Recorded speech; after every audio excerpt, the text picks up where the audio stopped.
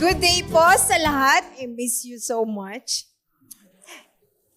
And now we are going to learn more again. Handa na ba kayo? Yes.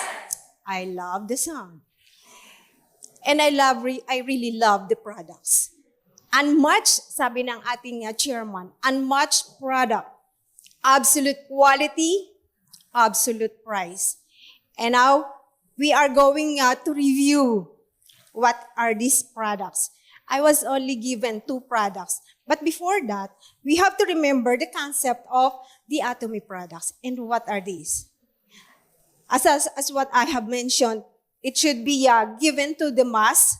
It should be distributed to the mass through our Atomy members. And it should be, at least these products are not being compromised because of its quality. It is always absolute quality and absolute price. We have to remember that.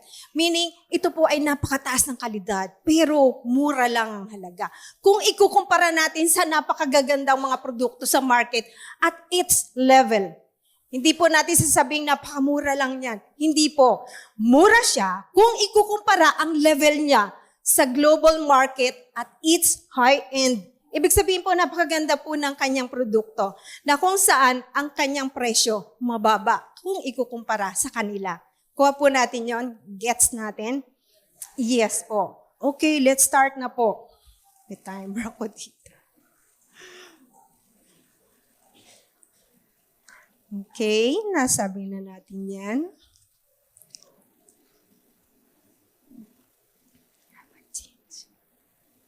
Ayan. Ang dalawang produktong importante po sa ating kalusugan, these are crucial in our human body. These are the omega-3 fatty acids and the probiotics. Okay, let's start to learn. Omega, Alaska E, omega-3, the premium quality EPA, DHA. Ano po ba ito? EPA, DHA. Lagi nating naririnig yan. Alam na po ba natin to? Yes, should be help support a healthy heart and reduce risk of coronary heart disease. What else? Ano yung nasa loob nito?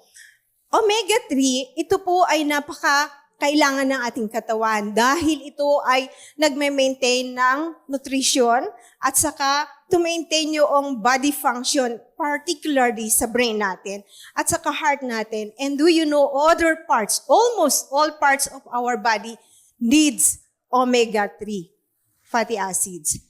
And this omega-3, kung aalamin po natin medyo detalyado po, ay sinasabi natin ito ay yung mga unsaturated fatty acids. Doc, ano yung unsaturated fatty acids? Ito po ay mayroon din po saturated fatty acids. These are the healthy unsaturated fatty acids. Kung mapapansin po natin sa mga labeling ng products, mayroong unsaturated fatty acids. Ang kaibahan lang po nito ay mayroon siyang double bond. Nakikink siya. Ibig sabihin po, siya po at room temperature ay liquid. Ibig sabihin, hindi po siya namumuo kaagad. Kapag ka namumuo agad, yun po ay saturated fatty acids. Medyo hindi po healthy, but could be used sa ating daily lifestyle na kung saan magbibigay ng nutrition sa ating katawan din naman. But we are more on the unsaturated fatty acids. Ano po yun? There are 3 types po yun. The DHA and EPA. The omega-3 fatty acids po na ating iniinom sa araw-araw, the capsules po yung clear fish oil na tinatawag, yung popular, kapag pumasok sa ating katawan, this could be converted to DHA and EPA inside our brain. Yun pong tinatawag na isa pa ALA, yun po ay from the plants, whereas yung pag-usapan po natin is from the animals, particularly doon po sa pollock fish, doon po sa Atomy E omega-3. Yun po ay yung DHA and EPA. The DHA is itocosa hexaaminoic acid, and the other one is the EPA, the eicosa pentaenoic acid. Yun pong dalawang yun napakahalaga because it resolves more of the neuroinflammation and our heart health. And what differs this E-omega-3 from the other fish oil from the market na nakikita po natin na mas mura, sinasabi nila. Pero most of our most of our fish oil from the market containing amount of metals, heavy metals, particularly the mercury. And these are harmful in our brain, in our cognitive function. And there are emergence of the so-called, most popular yung Alzheimer's disease. Yun po ang contributory factor po, the heavy metals, na pumapasok sa ating brain. Since these are the fatty acids that could contribute in the production of certain substances that will leads to Alzheimer's disease. So yung ating pong E-omega ay masasabi nating wala po or konting-konti lamang po na matitrace. Almost wala po dahil from the source ay napakabilis po ng proseso at fresh po natin makukuha ito na mapoproduce yung E-omega sa ating katawan. Makukuha po natin at magagamit natin kaagad. At isa pa ho ay doon po yun sa Alaska na kung saan ay hindi po contaminated yung pinagalagyan ng mga isda na kinukuha po yung ating product. Kaya po tayo nakasisiguro na ang E-omega po natin ay free of any contamination of heavy metals. So this is very healthy in our brain. And besides that, it also contains vitamin E in the form of tocopherol. We do all know vitamin E is powerful antioxidant combating or fight against inflammation, any kind of chronic inflammation in our body. I'm mentioning the EPA a while ago, which is very good in the vascular, primarily in the cardiovascular, which is for our heart health. And whereas the DHA also contributes in the eye health, the main component of the nerve and retinal tissue of the brain. Since our brain is 60% fats, and these fatty acids are easily absorbed in the brain, that's why these EPA and DHA are maintained, should be high level inside our brain. But sad to say, only 25%, even 5% are being produced inside our body. That's why these elements or these substances are being called essential fatty acids. When you say essential, these are not being produced abundantly inside our body. Only the some few amounts or small amount of fatty acids, the DHA primarily, are being produced in some pathway inside our cells, but not of the sufficient amount needed for our body to perform well, especially our cognitive function, in order to avoid early dementia, or the worst is Alzheimer's disease. I already mentioned it contains vitamin E. Other fish oil has no vitamin E. Our omega-3 provides unsaturated fatty acids, which protects the veins, needs to be consumed externally, liquid in room temperature, as what I have said, because of its double bond in chemical structure. In our modern lifestyles, it needs to be taken by persons' meat-centered eating habits, high protein and fat, stress, lack of exercise, and in aging, vein aging, affected blood condition. We will discuss more later on these things. So Alaska E-omega is best for the following individuals: improve neutral lipid, maintain good health, you need fat, the unsaturated as mentioned, lack fish intake. So yung mga tao na ayaw ng mga fish, and even yung mga teenagers ayaw na nilang fish, ay ito po ang kailangan, our supplement, our E-omega fatty acid.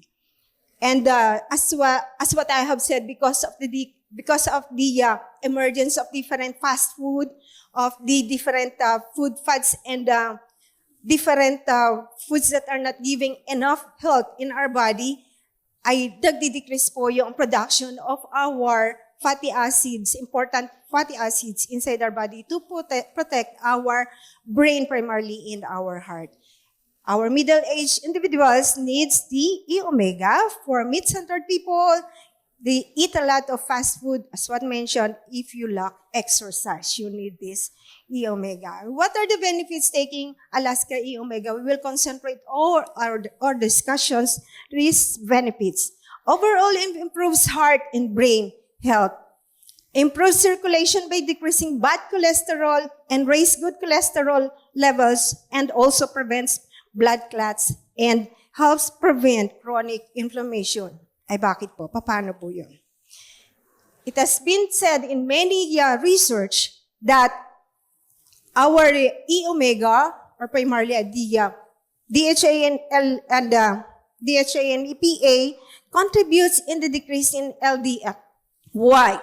Because it converts the bad cholesterol into good cholesterol, increasing the high density lipoprotein, which is considered the good cholesterol, and also decrease the level of bad cholesterol, leading to decreased inflammation at the lining of our blood vessels, our arteries. So our arteries are very important in the prevention of heart attack and stroke. Because when there is a vasoconstriction o pagsisikip ng ugat, doon po mahihirapan ang circulation. In other words, our omega-3 improves the circulation in the brain and in the heart, where the obstruction in the lining of our blood vessels concerned or addressed. Fights neuroinflammation in the cases of stroke and other related cases. Our neuroinflammation is very rampant nowadays when there are patients having hypertension. Kagaya ngayon, ang init po ng panahon, di po ba? So pagka lumabas ka, mayroong mga nahi-heat stroke. Mayroon po akong patient kanina, before I go here, 160/100, age 53 lang po, ay sobrang init daw po inaramdaman niya, parang mainit ang kanya dibdib. And with that, sinabi ko nga sa kanya kung meron siya history, wala siyang history ng hypertension. So yung mga bagay na yun, pero siya po ay obese. Siya po ay mayroon po siya increase ng blood sugar level. So sa ganung paraan, sa ganung mga indikasyon po na maaaring ang pasyente po nagkakaroon ng vasoconstriction. Bumababa po yung pagpapabuka ng ugat sa kanyang katawan, leading to stroke and heart attack. So we could prevent these things by taking omega-3 fatty acids. And also, improves condition of depression and anxiety. Sinasabi na sa mga research na in taking omega-3, the symptoms and other attacks of depression and anxiety ay nalilesen or nadidecrease, na ang mga patient po nagkakaroon ng improvement kapag nagkakaroon po sila ng suffice or enough supply or support in the management ng kanilang sakit with the omega-3. It also improves cognitive function in children, even during pregnancy and adult, age-related mental decline. Alam niyo po ba na during pregnancy, ang mga pasyente po or mga pregnant women binibigyan or best na bigyan ng omega-3 with the developing fetus inside the womb. Because in the brain, as we have learned a while ago, there is a decrease in the production of fatty acids inside the brain. So we have to support patients or children being supported the mother with the omega-3, they grow naturally with increased cognitive function. Gising pa po ba tayo, mga kapatid? Yes. Are we learning? Yes. Meron po inaantok? Wala inaantok ha. Tuloy po tayo. Kasi tuloy-tuloy po yung tinitingnan ko po yung oras ko eh. Reduce symptoms of ADHD and other mental disorder. Ang bata kapag ka po, takbo dito, takbo doon, talon dito, at hindi mo masaway, ay hindi po mautusan ng maayos, painumin niyo ng omega-3. Buksan niyo po yung capsule and then ihalo niyo sa pagkain. Give it once a day, ay okay po siya. Meron po akong pasyente, ang likot-likot pagdating sa kliniko, and then after a month or 3, ay naku, yung pasyente, doktora, pasyente mo po siyang magulo. Ay talaga, nakatahimik na lang ngayon. And it is because of the omega-3. I'm giving the patients of omega-3 already together with the other management na kailangan ng pasyente. 7, reduce symptoms of metabolic syndrome like diabetes, hypertension, complications like chronic kidney disease. Kaya nga po, di ba, kapag sumisikip ang ugat, mahirap na pumasok ang ating mga nutrients. Mahirap na magamot ang ating mga metabolic problems, ang ating mga chronic inflammation, hindi ma-address agad. So if there is omega-3 that will helps in the dilatation of the blood vessel, improve circulation, ma-address yung mga chronic inflammation or yung mga problem tulad nito. So, help reduce bronchial asthma. Yes, marami pong write-ups or marami pong mga research regarding bronchial asthma with omega-3. Maganda po yung studies nila na nag-i-improve po because of circulation again. At yung mga bagay na kailangan nila upang ma-improve yung ma-address yung inflammation, reduce fatty liver cases, improve bone and joint health. It is very beneficial among patients with elderly. Like for example, ages 50-year-old and above, we have to take this every day. Consistency is the key in order for us to have better health. Good health sa ating brain, sa ating heart, sa ating bones, sa ating eyes, and joints. So improve eye health. Yes, helps in the management of autoimmune disease like lupus, diabetes type 1, autoimmune diseases like also psoriasis, and ulcerative colitis and the likes. So napakaganda po ng ating omega-3. Helps prevent cancer as well and improves sleep and skin health. Kapag kulang na po tayo sa omega-3, makita po niya natin, dry ang skin natin. Huwag kami maglalagay ng lotion. Tingnan ho ninyo sa umaga or pagkaligo niya, dry ang skin. Kailangan natin omega-3. But it is mandatory. Mandatory, I said, kung gusto natin ang magandang kalusugan at age 40 and above, bigyan po natin ang sarili natin ng omega-3 every day. Recommended dose is 150 milligram per day. 1 to 2 capsules for teenagers per day. Ang sa mga elderly and with the problem or merong health issues is 2 to 4 capsules per day. Sa mga may cancer ko pong pasyente is 2 capsules 3 times a day ko na pong binibigay.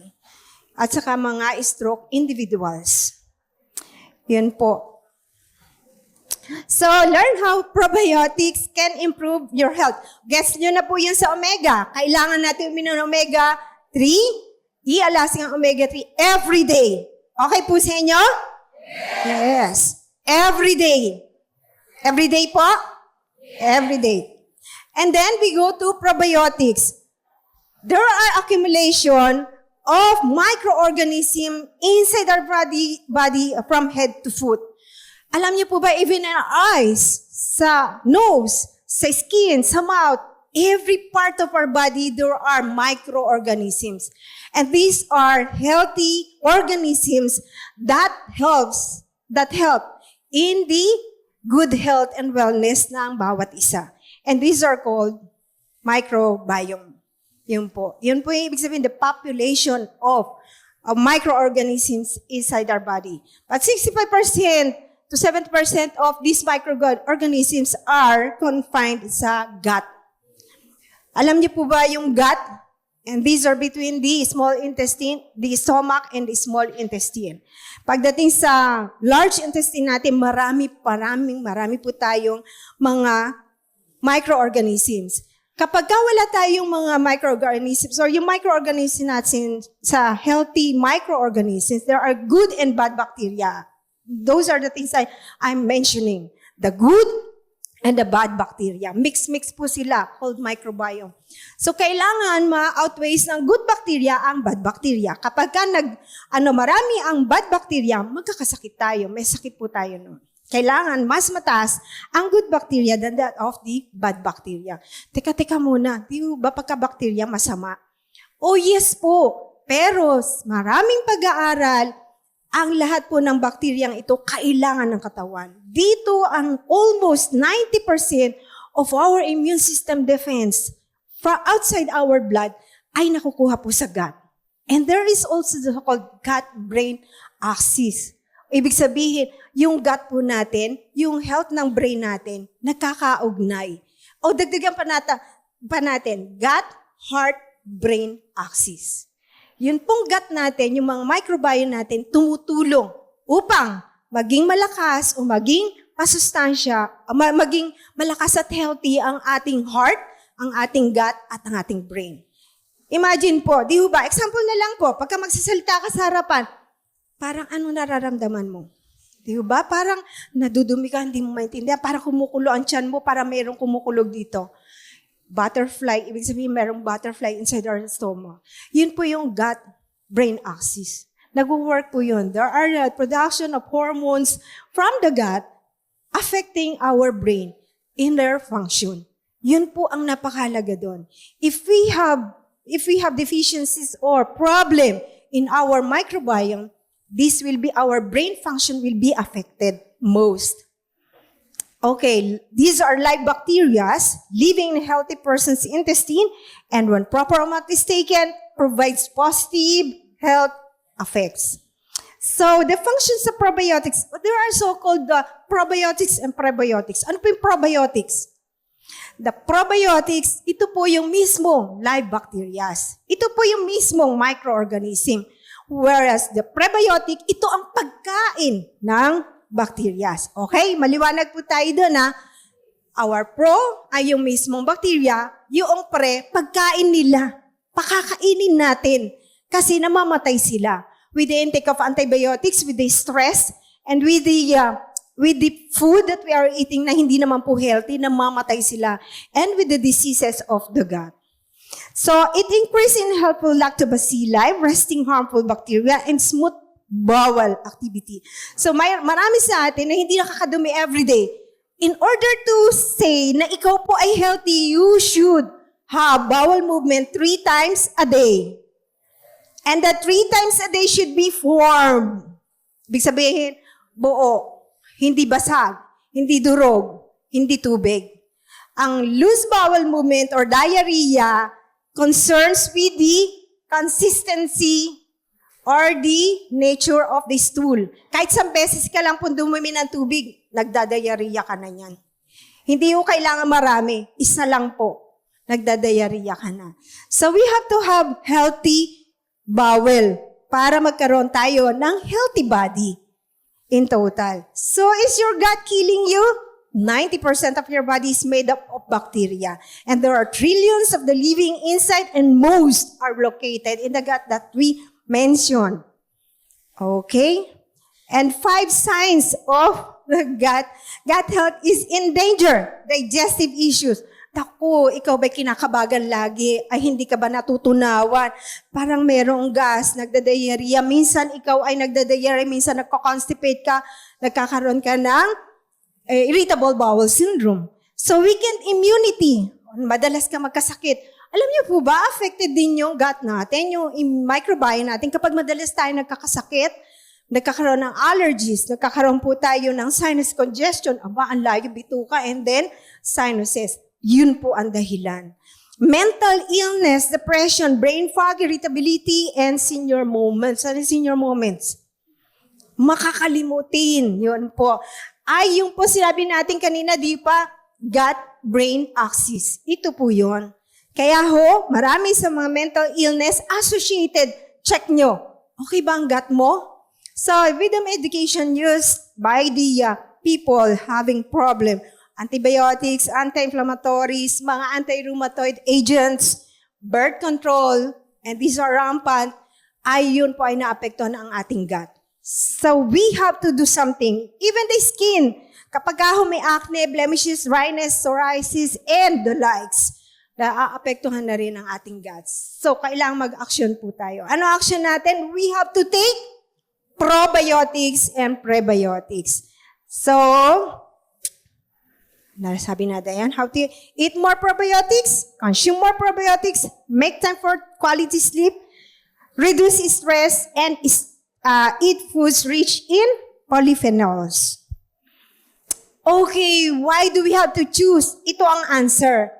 Of all the probiotics I've seen in the market, ito po ang the best na probiotics na pwede nating maging depensa o araw-araw nating i-take. So if you have healthy gut, you can take it up to 5 days or 7 days. Kapag ka mayroong tayong problem na LBM or diarrhea, you can take this up to 4 days to 5 days or until na nag-okay na ang ating bowel movement.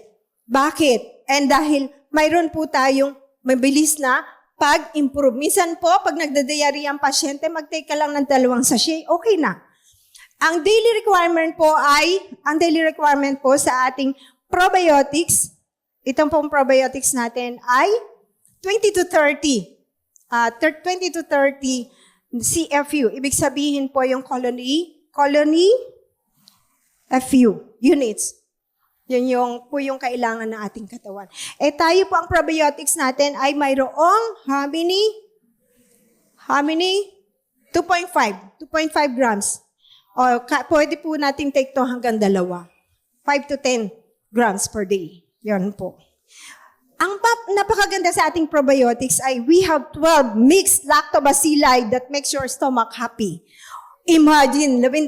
Alam nyo yung iba 3, 4 lang. Ang pinaka number 1 ba, the Bifidobacterium, and the Lactobacillus, and the,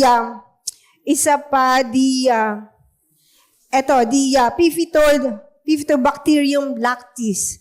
At saka si Acidophilus. Yun lang po yun sa iba. Pero tayo 12. The more, the merrier. Di po ba? Okay po ba sa inyo yun? Yes! Kailangan natin i-take to everyday, lalo na pagka tayo ay nagkakaedad na from 40-year-old and above, we have to take probiotics every day. But when is the best time to take probiotics? When? Okay, may before, may after, may morning, may evening. Before meal po, maganda ang probiotics. Dahil, ang maganda po, wala pa siya na pwede niya ma-take yung acid ng ating stomach. Wala pong pagkain pa. Kasi mamimingle yun sa pagkain. Mamamatay yung colony. So, kailangan, bigyan mo siya ng magandang time na inumin mo yun. So, bago tayo kumain in the morning or even at bedtime, take tayo ng isa. And then, after 2 hours, kung tayo nag-antibiotic, what is sabay sa antibiotic? Dahil maapektuhan ng ating mga bacteria. So, mag-take tayo after 2 hours. And then, pwede rin po yung prebiotics with the small or light meals. Yun po pwede po yun. Okay na sa atin yun, ano? Naintindihan na natin yun. And the ingredients, plant-based po yung ating mga probiotics. Kaya, napakaganda po. Ito ay napakagandang kalusugan sa buo nating katawan. Tandaan po natin. And that's it. Lahat po tayo dapat na mag-take ng omega and probiotics Atomy products. Maraming pong salamat. Thank you so much.